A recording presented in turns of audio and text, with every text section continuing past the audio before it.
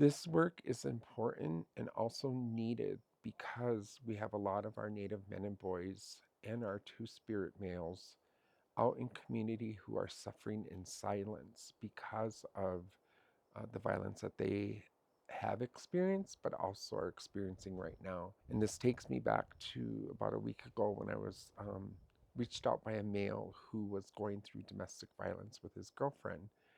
And when I talked with him, he felt a lot of shame and a lot of embarrassment for reaching out and asking for resources or what can he do to leave a relationship that was really abusive. And not in a sense of physical abuse, but it was emotional abuse. And I think a lot of times our Native men who are experiencing this also don't realize when your partner withholds your cell phone, your wallet, and then kicks you out of the home and you're living on the streets with nothing, they don't often see that as abuse because they don't understand what domestic violence is. So that's one of the reasons why I also do the work, but also knowing that, I've been doing this work for quite a number of years and I've had the opportunity to sit and visit with some of our Native men from different tribal communities who have trusted me, which I feel honored for them to come and sit and talk with me about their own suffering that they experienced. When it comes to working with men and boys, it's important because there's no support out there for them. One of the organizations that I work for, we have shelters in place for DV situations, sexual assault. There aren't many houses out there, shelters that will accept people, especially males, that are victims to those issues. So by being visible and putting this out there, there could be that potential of having those safe spaces for men and boys to be able to go to without being judged, because of their sex. It's important because we need to make a space for these men, talk about their healing, talk about what happened to them, all those things they've been holding on to. They may be a little hesitant to come at first, but if you keep hosting it, be consistent, maybe what I'm doing isn't working, but maybe let's say this person over here is doing something and they really like that and then encourage them with that. It allows men to start their healing process. And once they start the healing, they begin to show up for their families as a better husband, a better dad. So we had to provide that stuff and for hopes for that to take place. And if it wasn't for, gentlemen like you guys, it'd be pretty lonely in this work, knowing that there's no other guys out there doing this work. So we want to try to inspire other people and inspire other men to do stuff in their communities. I know it's needed because there is a lot of disconnect.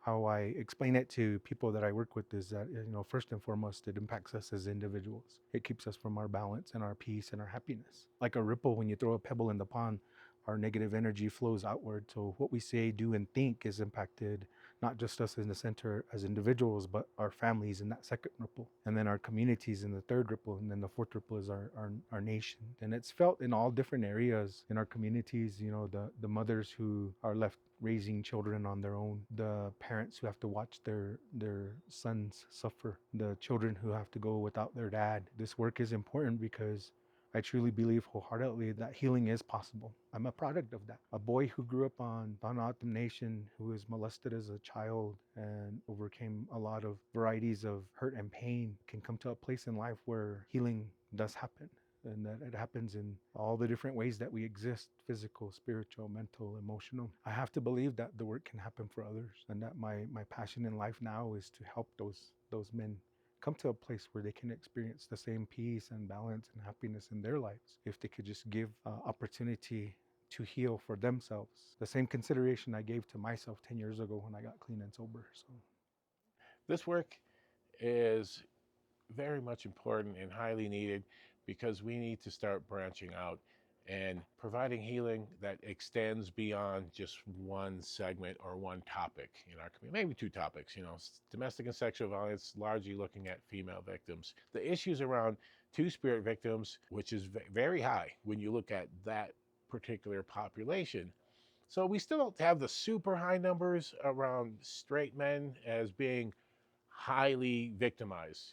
We look at stats and data, it's pretty much the same when you look at abusive things. So when you look at emotional, psychological, mental abuse, controlling issues, all of that stuff, put downs, insults, name calling, even like low level pushing, slapping. Those things are pretty much the same for men and women. And whether it's same sex relationships or not. When they start to escalate super high, it drops off for straight men. I don't know how much it changes for same sex couples, but I know for straight men, it's not the same lethality that happens. But the thing that we're looking at is we don't have an example of what healthy relationships are and what that looks like in our communities. And so we have just a lot of bad relationships that are just normal. People see it as normal. We see people take advantage of people who are passed out. We see this bad behavior, bullying type of behavior, sexual harassment among heterosexual men that starts really young. Giving wedgies, giving people spanking, the hazing stuff in college stuff, spanking with a paddle.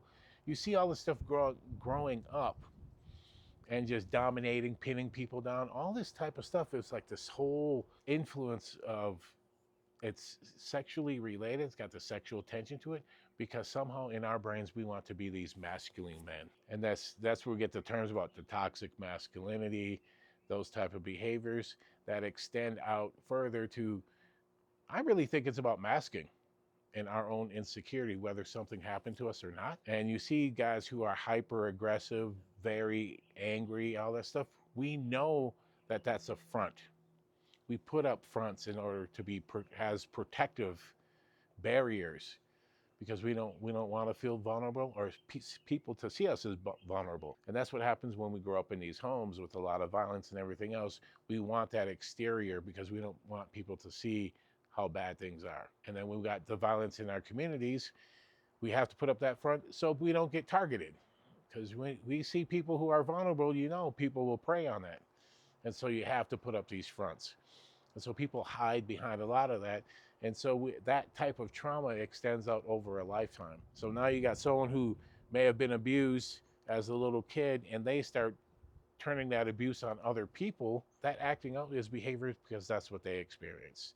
And they turn around and start doing it to others because it's a way of protecting themselves or a way of trying to understand what happened to themselves. It just goes on, and you just end up with these angry, violent people who are 40, 50, 60 years old and doing all kinds of other things, self-destructive behaviors, or just creating a whole other pile of victims behind them. So it's critical that we bring these issues out and have the conversations and go on these healing journeys. We can provide services all we want, but if we're not working to make meaningful changes for us individuals, then who can make those changes with our families? We're not going to have social change because we're going external. We're relying too much over here and not really having meaningful options for people. So that's what I really like about this work, doing healing and wellness for Native men and boys, because it's an area that hasn't really been addressed yet, and us men need this space to talk about what has happened to us. Because if we're not in a helpful place, we're not able